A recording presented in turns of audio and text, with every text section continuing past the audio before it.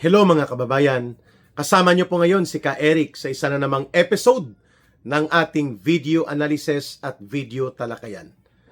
Sa puntong ito ay magbibigay po tayo ng pananaw at pagpapaliwanag hinggil po dito sa inilabas na pahayag ni Senator Ping Lacson kung saan ay inabsuelto niya si Marcos Jr.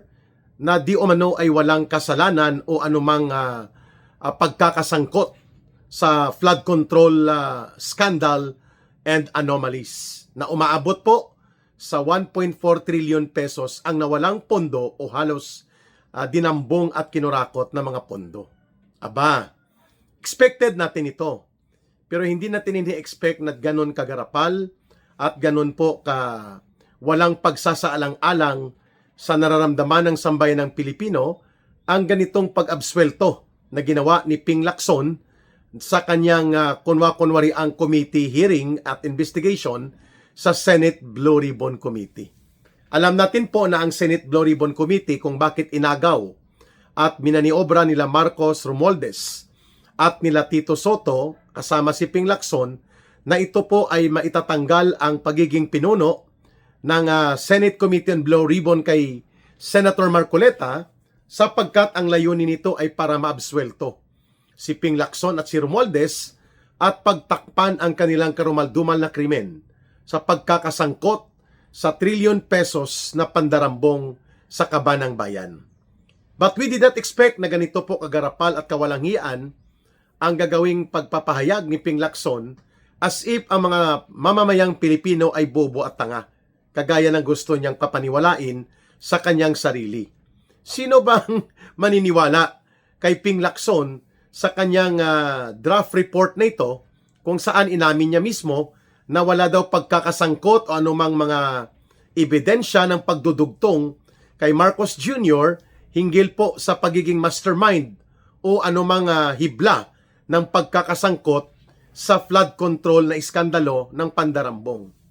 Unang tanong kay Ping Lacson ay ganito: hindi po ba lantaran ang mga ebidensyang inihayag ni Sergeant Gutesa na nag-deliver sila ng mali-maletang mga limpak-limpak na salapi doon po sa Forbes Park, doon sa address na kung saan mismo tinumbok ito ni Ginoong Saldico na isa sa mga involved sa inner circle ng sindikato ni Marcos at Romualdez? Wala bang halaga para kay Ping Lacson at sa kanyang diskarte ng pagtatabon-tabon at whitewash kay Marcos ang ganitong kabigat na mga pahayag na ginawa nila Sergeant Gutesa, ang mga ipinahayag nila Yusek Bernardo, nila Engineer Alcantara na tumutugma sa naging pagbubunyag na ginawa ni Ginoong Saldico? Baliwala din yon, mga kababayan, mga nakikinig at nanonood ngayon sa ating video analysis. Tinumbok mismo ni Saldico na nagpautos si Marcos ng 100 million pesos na insertions o kaya ay pandaraya sa budget upang makakuha ng 25 billion pesos na SOP o kanyang kutong sa pamamagitan ng mga patong sa proyektong ipapataw doon sa 100 billion pesos na kanyang pinautos kay Romualdez at kay Saldico na gagawin ito. Even si Ping Lacson, inamin po niya na mayroon ngang 100 billion pesos na insertions pero hindi niya tinatanggap na iyon ay kautusan ni Marcos Jr. Ang tanong, sino bang pumirma ng budget, Ping Lacson? Di po ba si Marcos? Kung hindi sa kanya yung insertions na 100 billion pesos na inamin mo na umiiral at yun ay kay Saldico at kay Romualdez lang, bakit niya pinirmahan ang budget? Para ma-operationalize at mabibigyang katuparan na mapupuntuhan ang 100 billion pesos na insertions if it was indeed not in accordance to the order of Marcos. Di po ba? That's very elementary logic. Kung hindi pala para sa iyo yan at hindi mo yan ipinag-utos o hindi ikaw ang may kagustuhan at hindi ikaw ang makikinabang dyan, bakit mo pinipirmahan ang budget na may 100 billion pesos insertions? So hindi yan may paliwanag ni Ping Lacson. Saan ang galing yon? Si Saldico lang at si Martin Romualdez ang nakipagsabwatan upang ipalusot ang 100 billion pesos na pondo na ipinilit ni Marcos upang ito ay mapagkuhanan niya ng SOP o kutong na 25 billion pesos na na-deliver ni Saldico. So hindi yan maisasagot ni Ping Lacson ng matino sapagkat hindi may tatanggi.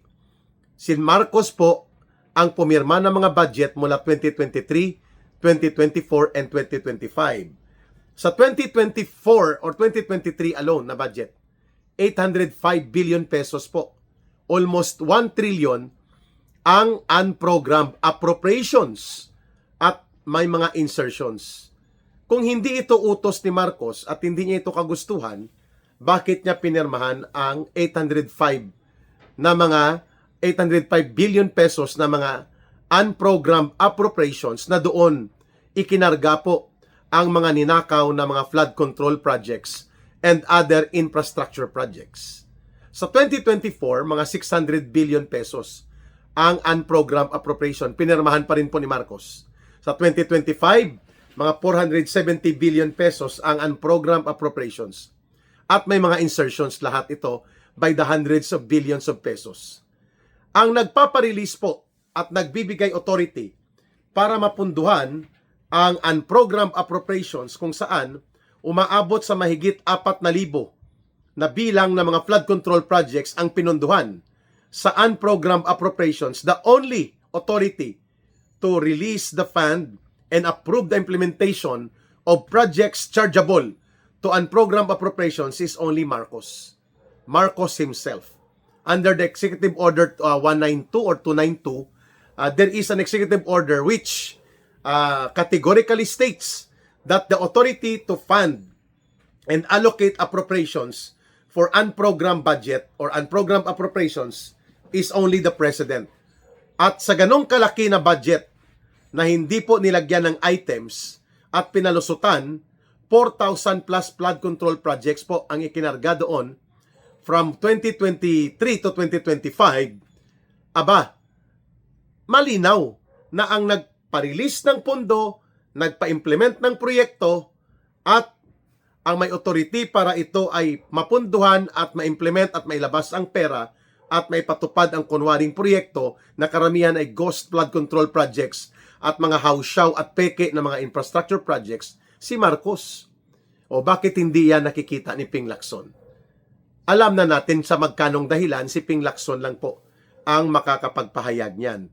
Pero nakakadismaya pa rin po at nakakagalit itong mga inilabas na pahayag ni Ping Lacson na hindi po sangkot si Marcos sa pagiging bahagi ng mga flood control anomalies na ito.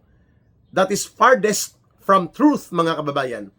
Hindi totoo na hindi sangkot sapagkat ang katotohanan hindi lamang sangkot kundi mastermind si Marcos. So klaro tayo dyan, ha?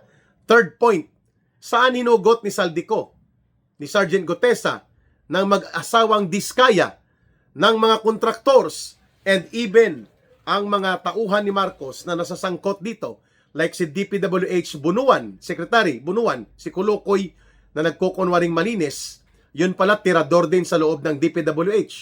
Sila Yusek Bernardo, sina Engineer Alcantara, sina Yusek Cabral.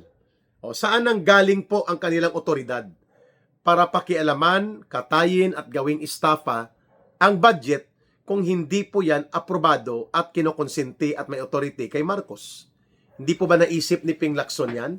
Ako nga na hindi police investigator, tayo nga na ordinaryong mamamayan, makikita natin ang pagkakadugtong that indeed the authority line for Bunuan to act as DPWH Secretary bilang bahagi ng sindikato at ganon din po si Executive Secretary Bersamin ay tinuturong sangkot, pati ang kanyang apo na si Adrian Bersamin, si Yusek Olaybar sa opisina ng DepEd sa kay Angara, si Yusek Jojo Cades, si Budget Secretary Amina Pangandaman. All of them nasa Cabral files, all of them tinukoy ni Saldico na bahagi ng malaking sindikato, and all of these personalities are under or were before under sa authority ni Marcos Jr. So ibig sabihin ni Ping Lacson ay hindi alam ni Marcos Jr. ang sindikato na ginagawa at kinasasangkutan ng kanyang mga tauhan.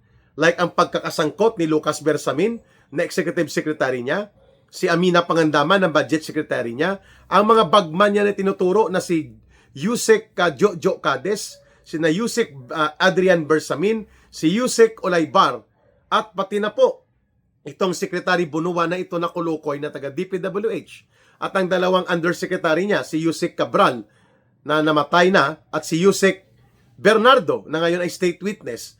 All of these people were acting on their own small group without the knowledge and without the consent and authority of Marcos. Sila-sila lang ang nakipagsabwatan. Ganun po ang mensahe na nais ipahiwatig nitong baluktot na mga pananaw ni Ping Lacson na there is no direct evidence or any testimony linking directly Marcos to the flood control anomalies.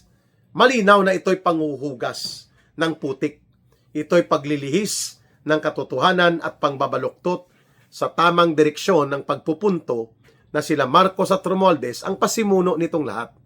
At tama ang binabanggit ni Saldico na itong Senate Blue Ribbon Committee na binuo nila Ping Lacson at nila Tito Soto ay ekstensyon ng maniobra ng Malacanang. The way they are also using to manipulate itong ICI na walang silbi at walang pakinabang na rin para sa kabutihan ng mamamayang Pilipino na naghahangad ng katarungan na may mananagot dito po sa 1.4 trillion pesos na pandarambong sa kaban ng bayan.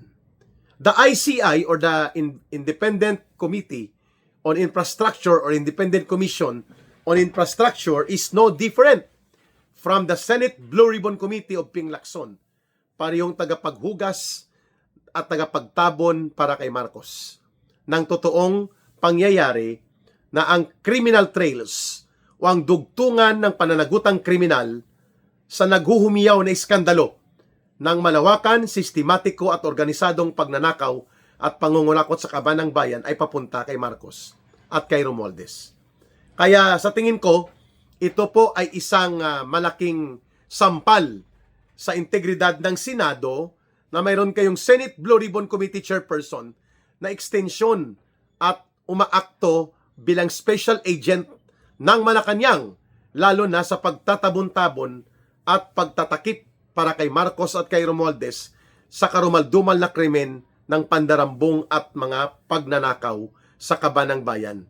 So sa tingin ko dapat lang na ang Senado ay manindigan na sipain ito si Ping Lacson sa pagiging chairperson ng Senate Blue Ribbon Committee at pati si Tito Soto, because they are not acting for the best interest of the Filipino people, neither are they acting to be well-deserving na magiging bahagi po ng matino at may integridad na Senado, because ang kanilang ginagawa nitong mag-tandem na to na Soto at Lacson ay ipatupad po ang game plan of operational cover-up ng mga pangyayari at ng pananagutang kriminal kay Marcos at kay Romualdez, and they are using the Senate Blue Ribbon Committee para magsagawa ng ganong kalapastanganan po sa integridad ng Senado at pagtapak na rin po sa kabutihan ng katarungan at karapatan ng mga mamamayan na sana ay mabigyan ng katarungan hinggil po dito sa malawakang issue ng korupsyon at mga pandarambong. Mantakin mo ipipresent ito ni Ping Lacson ang pag-absuelto niya kay Marcos Jr. At ang gimmick niya na si Romualdez daw ay nababanggit kaya kailangan siyang maimbestigahan. Pero hindi niya inamin na si Romualdez ay kasabwat bilang mastermind at co-conspirator ni Marcos sa ganitong sistema ng pagnanakaw sa kaban ng bayan. So while Marcos was being exonerated, inabsuelto ni Lacson sa kanyang Senate Blue Ribbon Committee na diskarte, kunwarian ay papaimbestigahan daw niya sa ombudsman further on si Romualdez dahil nababanggit daw ang pangalan niya pero wala namang direktang mabigat na ebidensya na nagpapakita na si Romualdez ang punong salaring kriminal na kasabwat ni Marcos. So that is another form ng panghihilot at palusot na ginagawa ni Ping Lacson. Kunwari, papaimbestigahan si Martin Romualdez pero mayroon siyang by rider o may isinakay po siya na diskarte. At ano pong isinakay na diskarte ni Ping Lacson? That Martin Romualdez was not pinpointed directly to be the mastermind, but his name was mentioned several times by some witnesses in the deliberation during the Senate Blue Ribbon Committee investigation na mga naganap.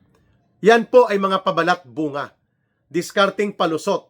Sapagkat inabswelto na niya si Marcos, kailangan mayroon din pong kunwari ay malaking isda na tutumbukin ng Senate Blue Ribbon Committee kung kaya minensyon si Romualdez at si Senator Chis Escudero.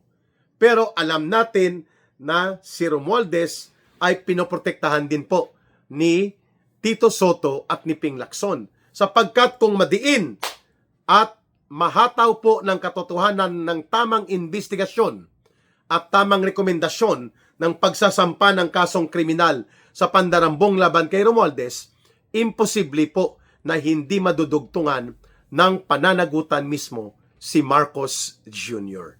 Kaya iniiwasan po nila Ping Lacson at Tito Soto na mangyari yan.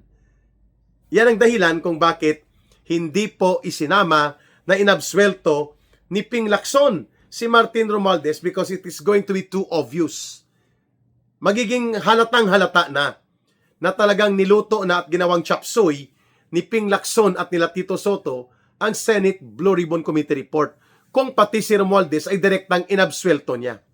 Pero kay Marcos, siyempre nagpapalusot siya.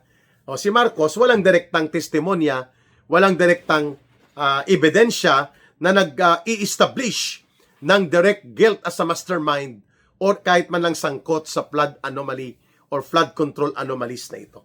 Siyempre, binanggit ko na kanina, hindi po kapanipaniwala yan.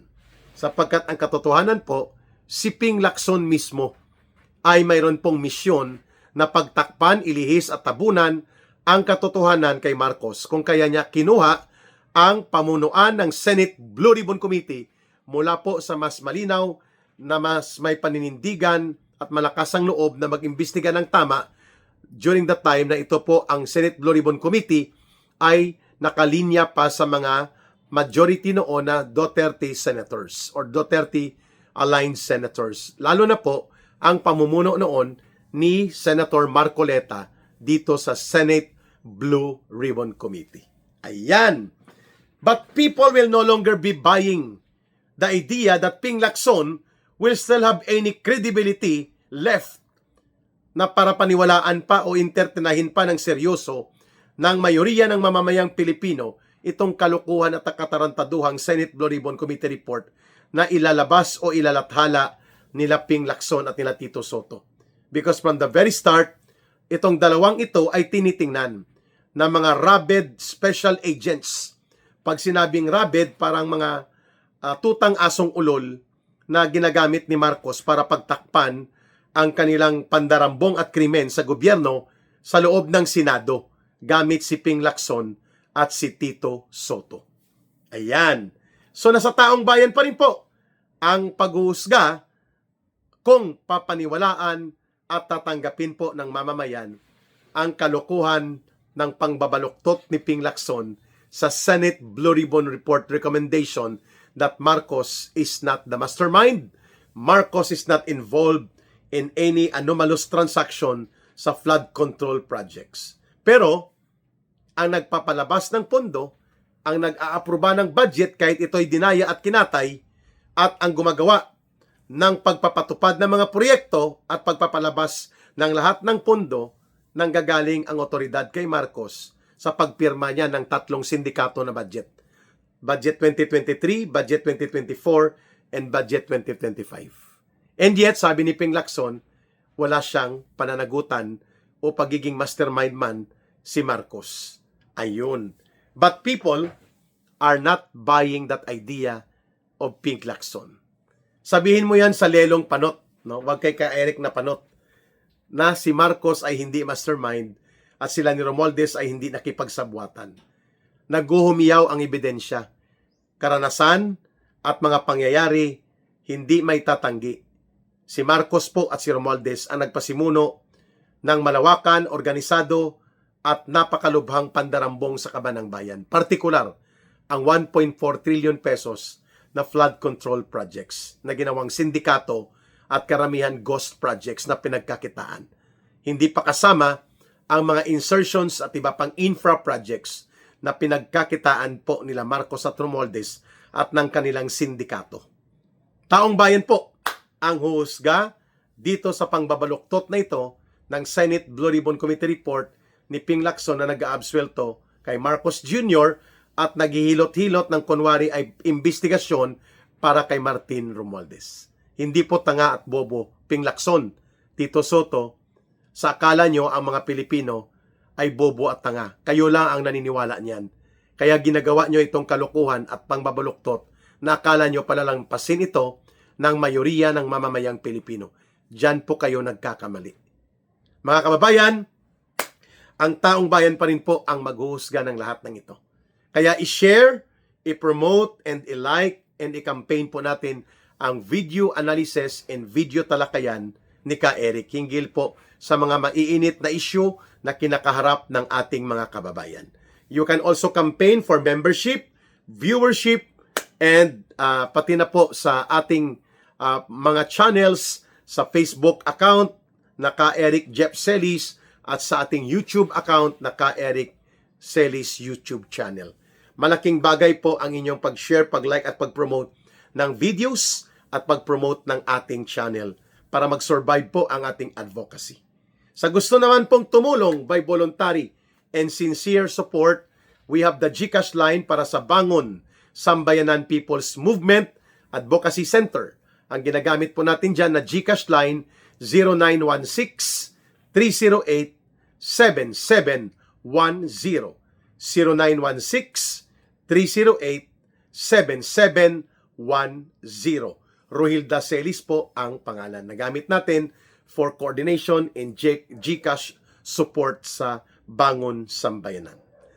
Maraming salamat. Mahalin po natin ang bansang Pilipinas. Walang ibang magmamahal nito, kundi tayo ring mga Pilipino.